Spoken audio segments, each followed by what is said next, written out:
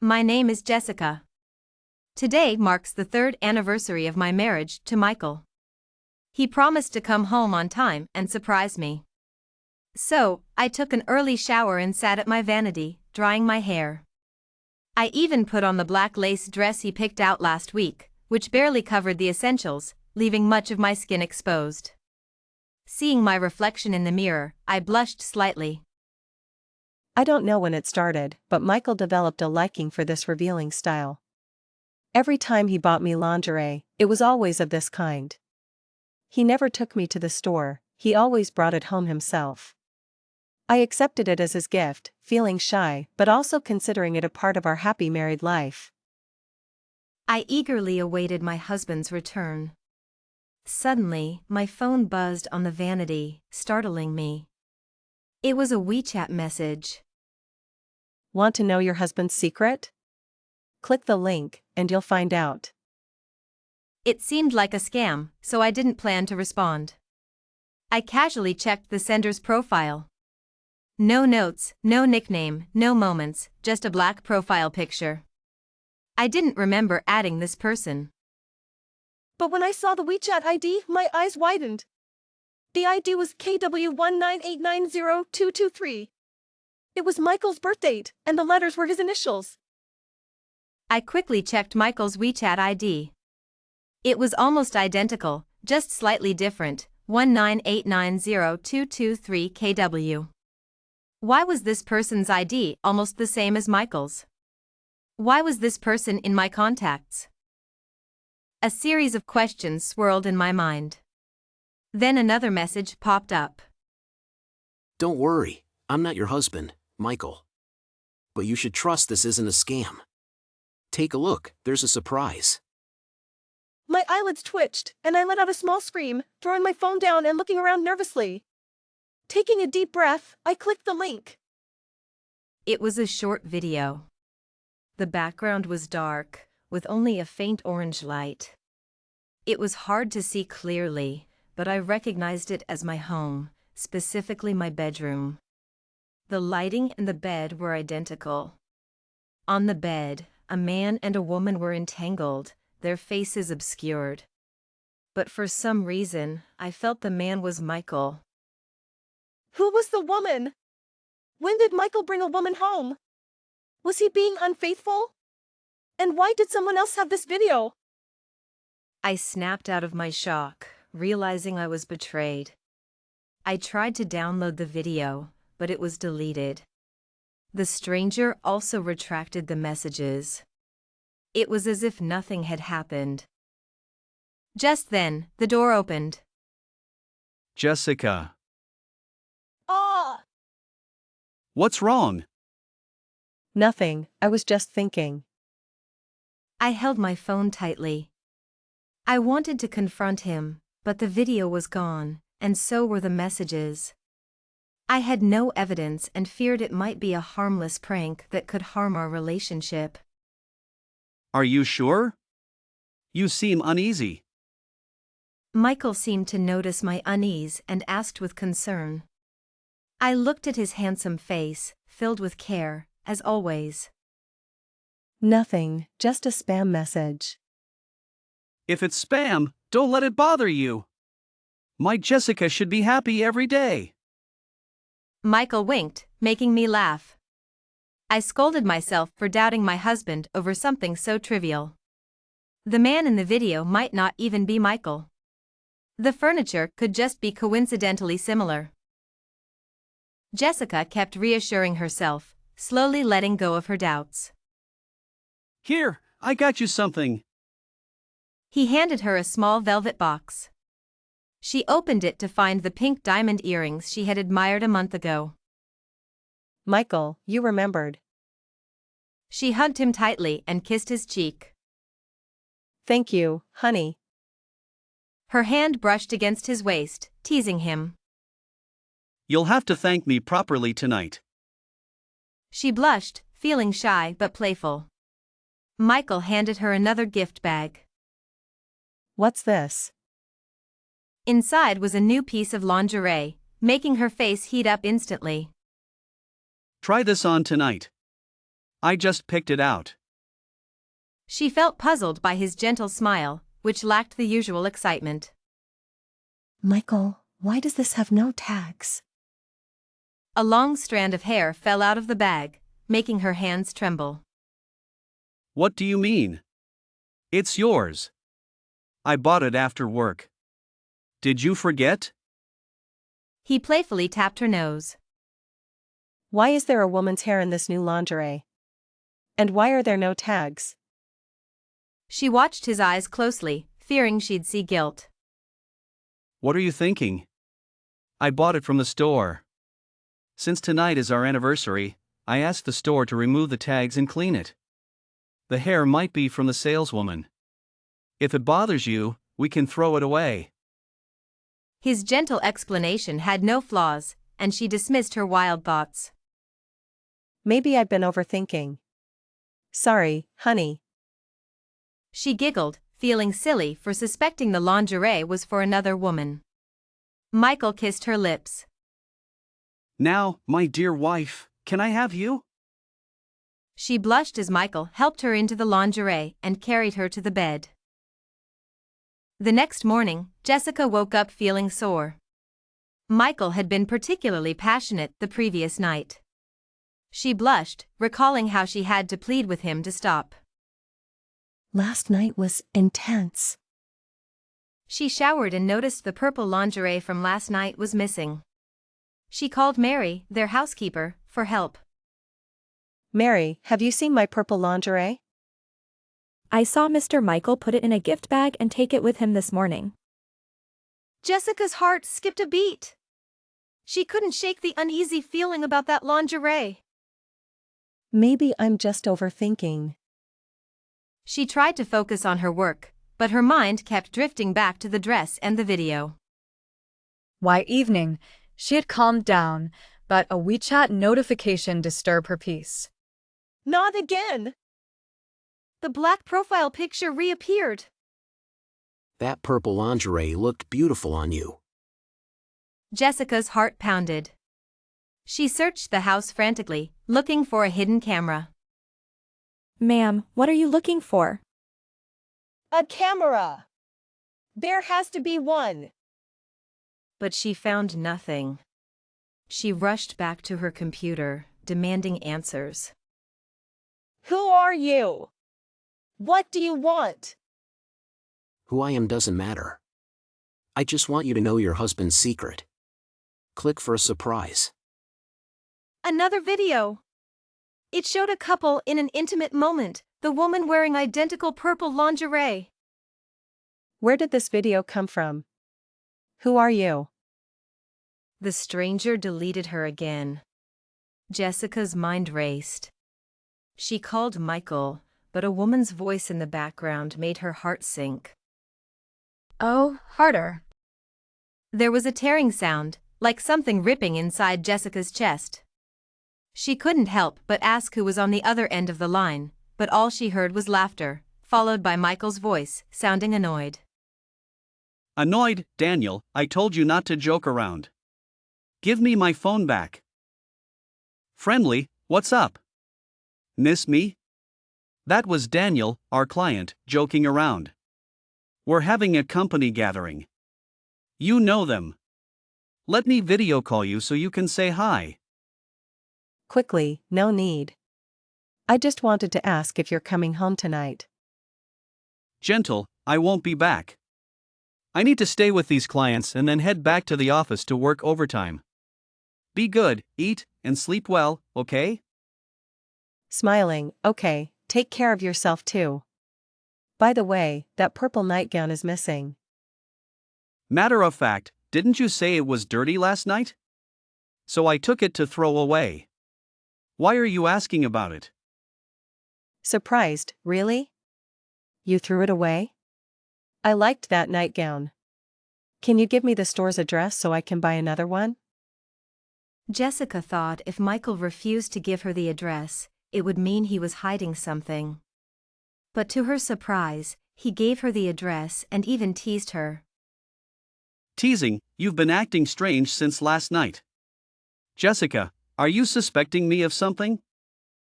Quickly, no, I really liked that nightgown. I also want to try a new one with you. Excited, really? That's great. But if you go, buy a new one. I'll send you a picture of one I like. Jessica's face turned even redder. This man was shameless, taking advantage of the situation. After hanging up, she received the picture from Michael. The lingerie was very provocative.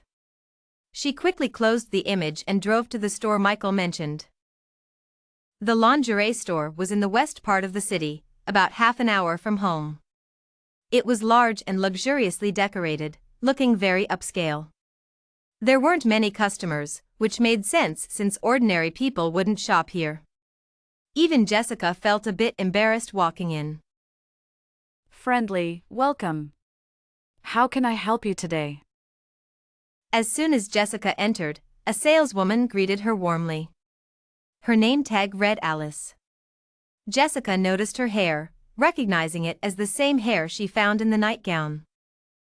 Friendly, hi, Alice. I'm looking for something specific. Can you help me? Helpful, of course. What are you looking for? When they talked about business, Alice mentioned a man who frequently bought various lingerie. Jessica asked if it was the same man who bought the purple nightgown yesterday. Surprised, how did you know? Yes, he bought it yesterday. Jessica guessed it must be her husband. Thinking about him buying those clothes for her made her face flush. Quickly, can you find this for me? I want to buy it and leave quickly. Helpful, oh, this lingerie is quite popular. The same man bought it yesterday. I didn't expect you to come for it today. Jessica held her phone tightly, debating whether to confront Michael. The video had vanished, and so had the messages. With no evidence, she feared it might be a harmless prank that could damage their relationship. Jessica, is everything all right? You seem troubled. She looked at his handsome, caring face, as always. It's nothing, just a spam message. If it's spam, don't let it bother you. My Jessica should be happy every day. Michael winked, making Jessica laugh. She scolded herself for doubting her husband over something so trivial. The man in the video might not even be Michael. The furniture could just be coincidentally similar. Jessica, come to my place quickly, someone is attacking me. Aw. You wretch, how dare you call for help? If I don't teach you a lesson today, I'll take your name. When Jessica arrived, Emily's clothes were torn, and her hair was a mess. Thankfully, it was nighttime, and there were only a few elderly people walking around the neighborhood. Otherwise, her reputation would have been ruined. What are you doing? Don't you know it's illegal to assault someone? I've already called the police. If you keep this up, you'll be taking a trip to the station. The mention of the police made the women hesitate. One of them, with a face full of disdain, spat on Emily and cursed. You tramp, trying to drag me to the police station? If you dare flirt with my husband again, I'll skin you alive. Let everyone see what kind of woman you are. Always seducing men for money, dressed up nicely, but it's all from selling yourself. If I see you again, a beating will be the least of your worries. She kicked Emily a couple more times, pushing Jessica to the ground as well, before leaving. After they left, Jessica tried to help Emily, but she pushed her away and went upstairs, clutching her chest. Jessica followed her, feeling uneasy. Once upstairs, Jessica closed the door. Emily went straight to the bathroom to shower, leaving Jessica awkwardly sitting on the sofa. A while later, Emily emerged, wearing a sheer lace camisole. Despite the bruises, she still looked stunning. Ask whatever you want. When did you start smoking? I didn't know. Ha! There's a lot you don't know, Jessica. You've been too sheltered by Michael. What do you know? You want to know if I'm a mistress? Yes, I am. And I got beaten up for it. Do you despise me now? No, I don't. I just think this isn't right. You want to make money, but not like this. Ha, what right do you have to judge me? I make money this way, and you're no different. Jessica, who do you think you are? You might call me a tramp, but in my eyes, you're the same. I don't understand. Don't look at me like that. I may be dirty, but at least I know it. Better than being clueless like you. Stop pretending to be pure. You're just lucky, or you'd have been beaten up by those women long ago. Emily, what nonsense are you talking about? Just because you've done something wrong doesn't mean you can drag me down with you. Drag you down? I'm just being honest. You think you're so pure, but you're not. Ask Michael if you don't believe me. You're just being used, fool. Emily, shut up.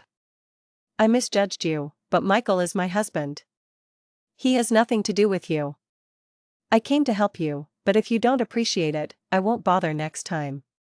If you get beaten up again, I won't care. Jessica slammed the door and left in anger. Leaving the neighborhood, Jessica felt drained and sat down by the roadside, covering her face. Desperation and confusion clouded her mind. Why did everyone want to break them up? Why had her best friend turned against her?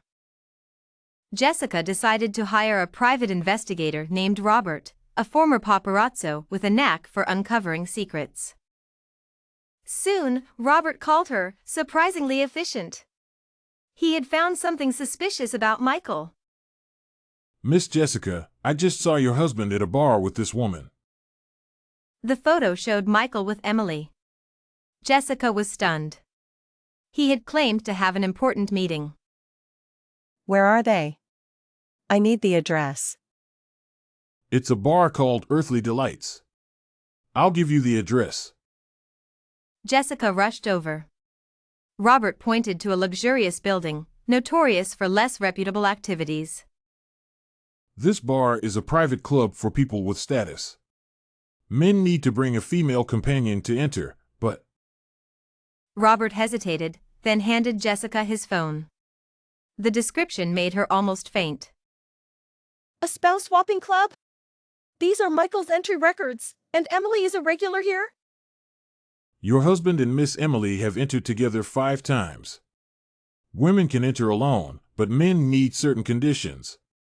Also, this woman often accompanies your husband. Robert showed her another photo. A heavily made-up woman. The name hit her like a ton of bricks. It was Daniel, Michael's junior partner. Daniel? Michael goes to such a place with Daniel? Jessica hurried into the bar. The receptionist gave her a knowing smile. Nice to see you in person, Miss Jessica. How do you know me? Why do you recognize me? The receptionist smiled ambiguously and said nothing more. Inside, the dim lighting created an intimate atmosphere. She anxiously searched for Michael.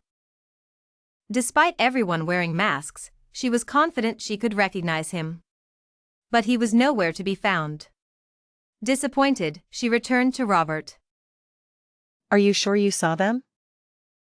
Suddenly, a couple approached, smiling suggestively. Would you like to join us for some fun? The woman snuggled into Robert's arms, and the man sat beside Jessica, placing his hand on her thigh. She froze and stood up in shock. The man smiled suggestively. So sensitive? First time here? I guess you can't handle the idea of the 4 of us having fun together. What a pity. But don't worry, I'll take good care of you and give you an experience your partner can't. Jessica almost wondered if she was losing her mind. What had she just heard? Her thoughts spiraled. Could Michael have been here before, flirting with women and even bringing them here for group activities? The mere thought of such a scene made her feel nauseous. Sorry, I'm not interested. She stood up abruptly and ran out, with Robert following her shortly after, complaining with regret. What a shame, I was hoping for a romantic encounter. Romantic encounter, my foot. This is disgusting. Jessica felt her once pure and perfect marriage now tainted and filthy.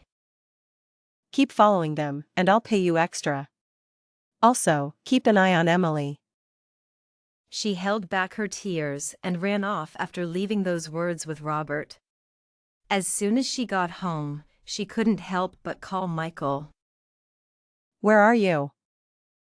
Her urgent and cold tone seemed to startle Michael. What's wrong? Missing me already? I asked you, where are you? She repeated, her voice more forceful, and hung up the phone. She immediately initiated a video call. After ringing for a long time, it was declined. Her heart felt like it had been plunged into an icy abyss. Michael called back shortly after. I'm about to start a meeting. Can we video chat later? What's going on with you? Why are you so agitated? Jessica, you've been acting strange lately, but I really don't have time right now. This meeting is important. How about I video call you in an hour? Jessica was fuming. The more Michael explained, the more she felt he was hiding something. This intense unease burned away her rationality. No, you need to video call me now. The next second, Michael initiated the video call. Seeing the curious glances behind him, the suited colleagues, and even some foreigners, her face turned red. Satisfied now? If you want to make a scene, choose the right place. He hung up, and Jessica's face burned with embarrassment. The whole day, Michael seemed to be sulking. Even after his meeting, he didn't call her back. He ignored her video calls and messages, making her even more anxious. She called Robert and scolded him. If you hadn't said you saw Michael at the bar, I wouldn't have called so impulsively. Even if I was wrong this time, what about the previous records? Your husband did go to that bar, and that's undeniable. Jessica froze. Thinking about the video, she rushed home and started inspecting the walls in their room, looking for hidden cameras. She checked every piece of furniture. Michael was meticulous. She didn't find any cameras, but the remnants of adhesive on the walls chilled her. It indicated that something had indeed been there before. She suddenly remembered that Emily had hinted at her uncleanliness. Did she know about the video too?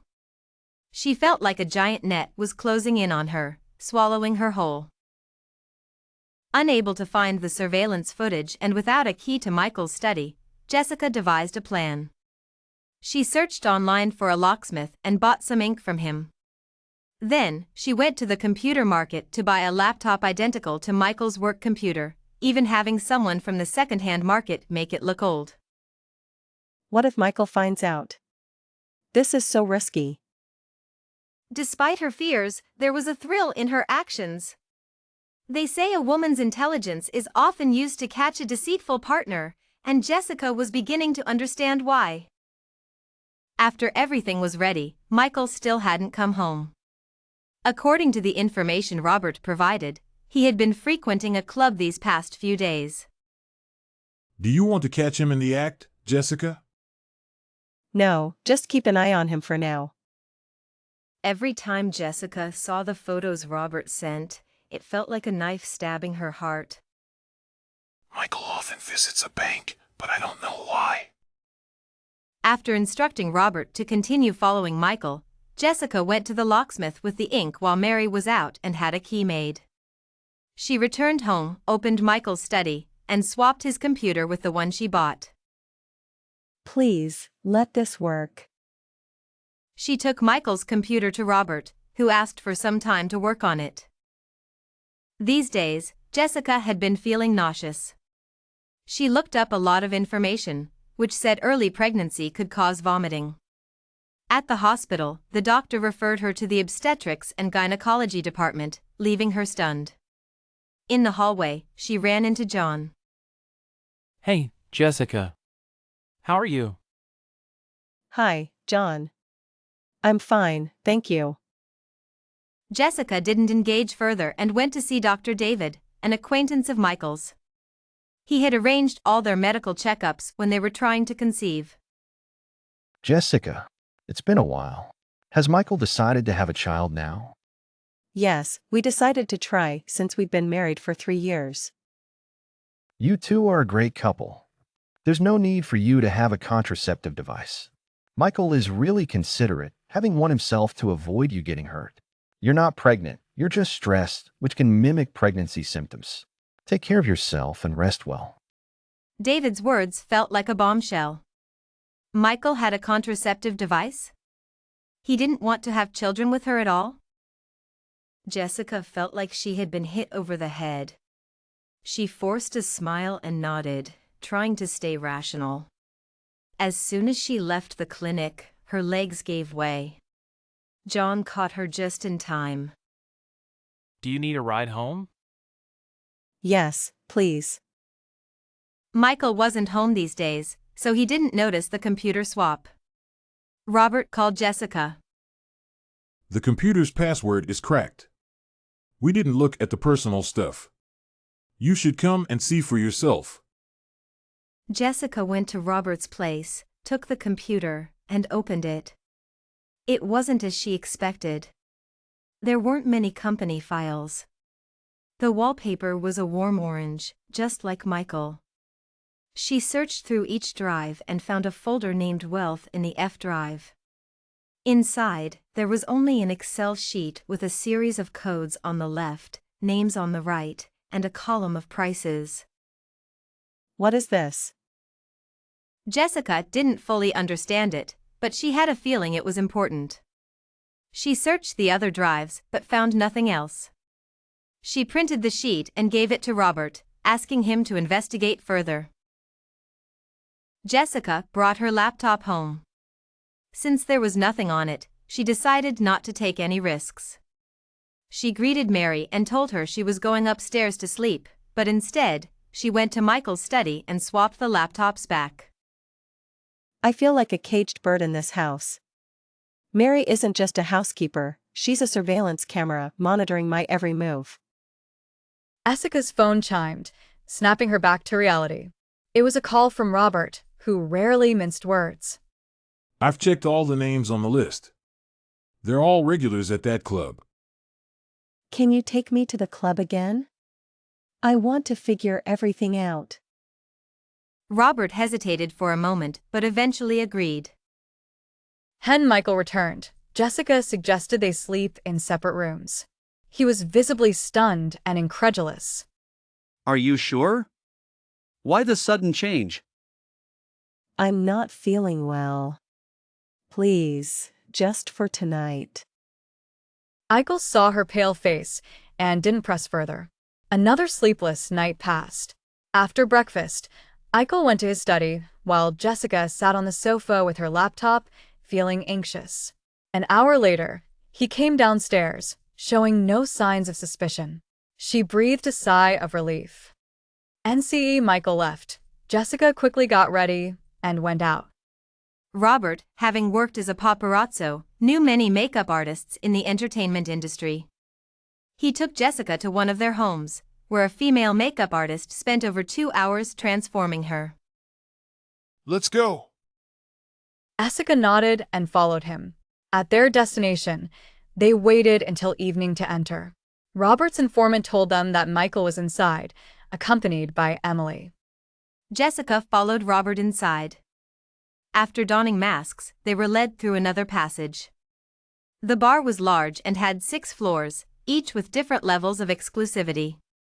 The server took them to the second basement, where the decor was even more luxurious and suggestive.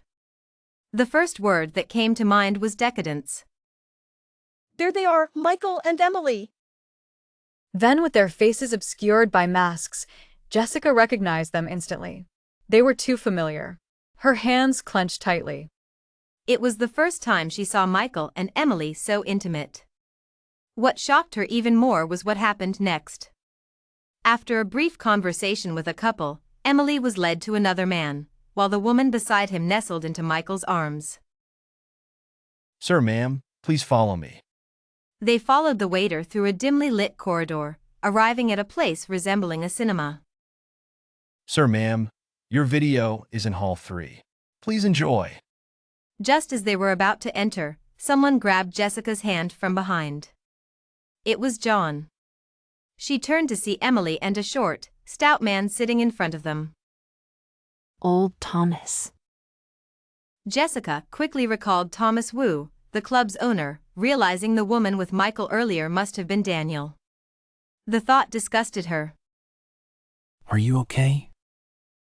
John gently squeezed her hand in comfort. She took a deep breath and smiled at him, deciding not to look at Emily anymore. The hall darkened, and the screen lit up. Jessica's body stiffened as she realized it wasn't an ordinary movie but an intimate video set in her home. No! It can't be! The couple on the screen, entangled together, made her freeze. The man wore a mask, and the woman wore a half mask, dressed in lingerie Michael had brought home. Jessica couldn't control herself and rushed out of the hall. Jessica held her phone tightly, conflicted and anxious. She wanted to confront Michael, but the video was gone, and so were the messages. Without evidence, she feared it was just a harmless prank that might harm their relationship. Jessica, are you okay? You seem a bit off. Jessica looked at his handsome face, filled with care, as always. She composed herself and shook her head. Nothing, just a spam message. If it's spam, don't let it bother you. My Jessica should be happy every day. Michael winked, making Jessica laugh. She scolded herself for doubting her husband over something so trivial.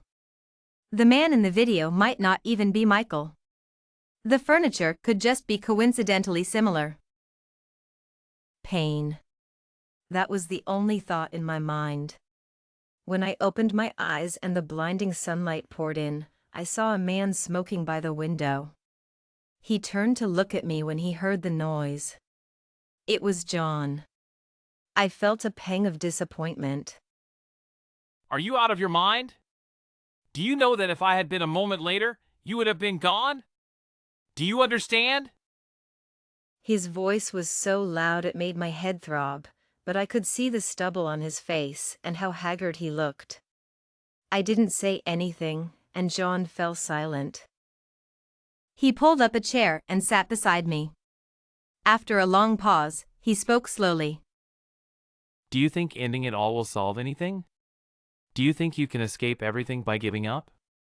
Jessica, are you really going to let yourself be bullied and use such a drastic measure to avoid it all? It's not your fault. Why punish yourself? Do you really want to see that scumbag continue to live happily? Are you really willing to let that happen?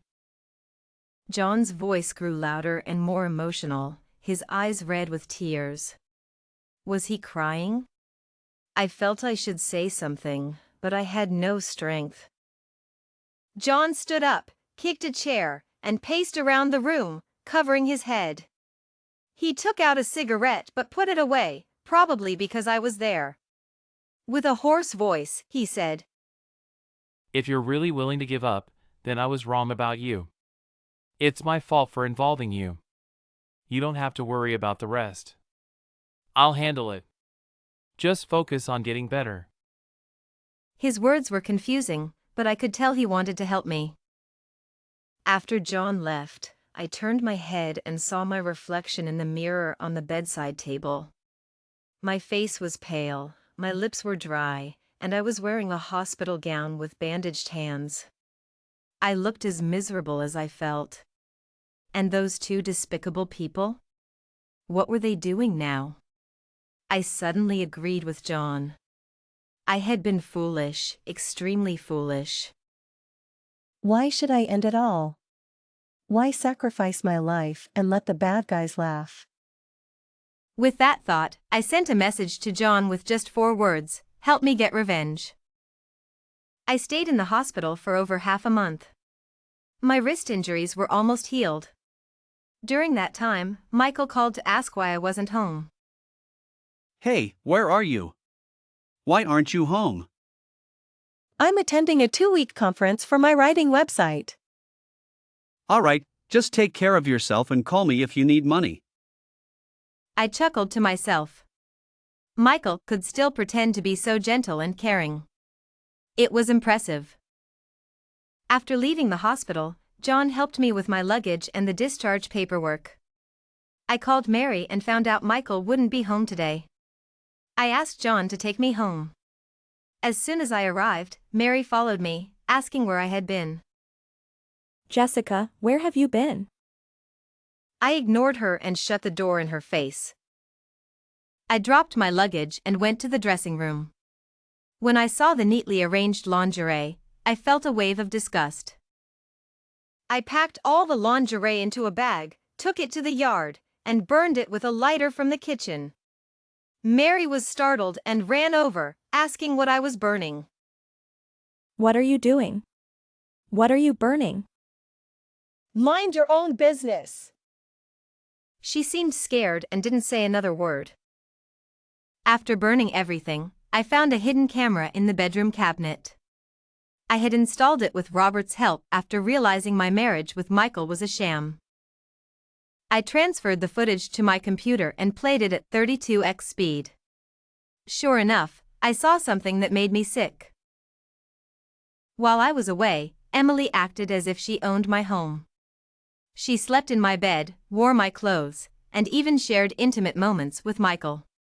He even installed a camera to record their encounters. They seemed to enjoy it immensely. It was utterly disgusting. I cursed under my breath. Whose request was it this time, Michael? And how much did it pay? He folded the nightgown and placed it in a gift bag, mentioning a name and a number. I quickly realized it was someone from the Excel sheet. From their conversation, I learned that they not only filmed videos for a swingers club but also took custom requests. The clients specified the type of video they wanted, and Michael would film it, burn it onto a disc, and send it over, keeping a copy in a bank-safe deposit box. Connecting this with what Robert had told me, I guessed which bank it was. 2 days later, Robert called me.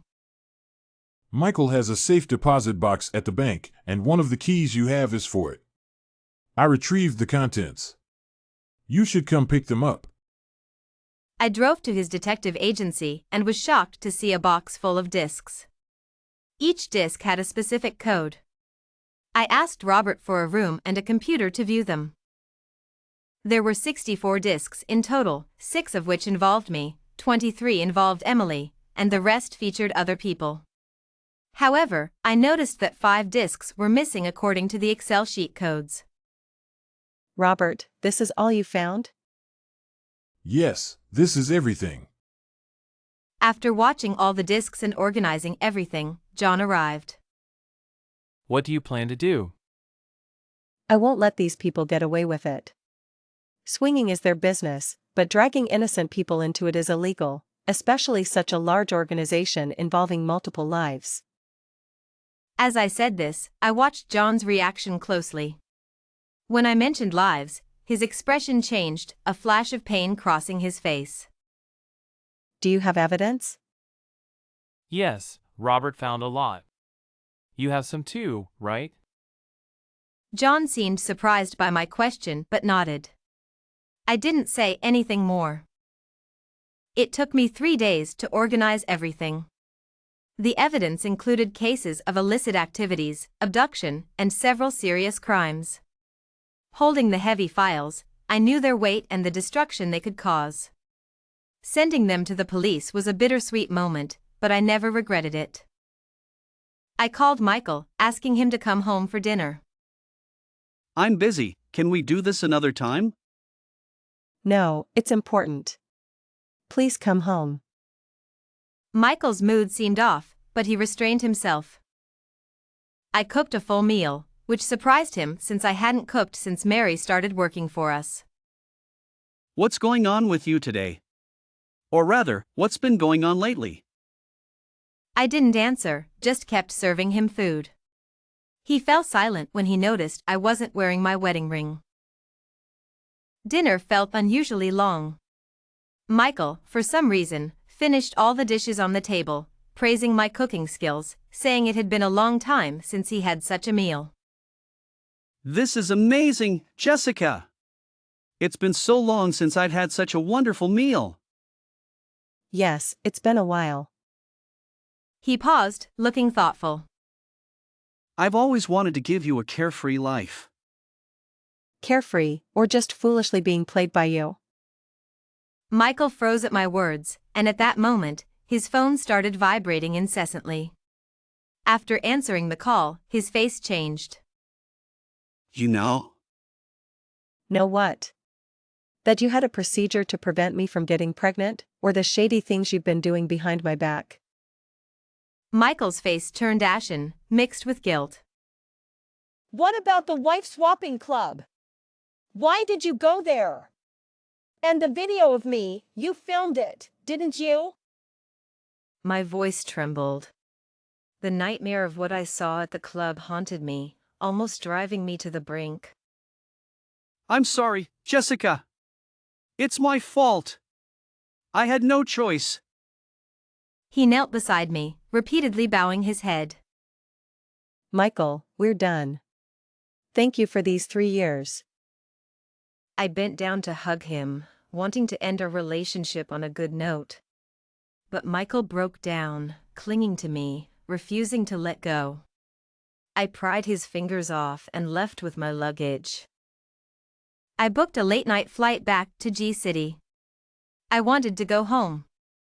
This place was never my home, and I didn't want to stay another moment. As I stood by the roadside waiting for a taxi, a Range Rover pulled up. I wasn't surprised, it was John. You're leaving? I could smell the alcohol on his breath as soon as he spoke. He must have drunk a lot. The cigarette butts in his car indicated he had been waiting for a while. I didn't respond, just walked forward with my luggage. John drove alongside me. Let me give you a ride. No need. John looked tired, his eyes avoiding mine.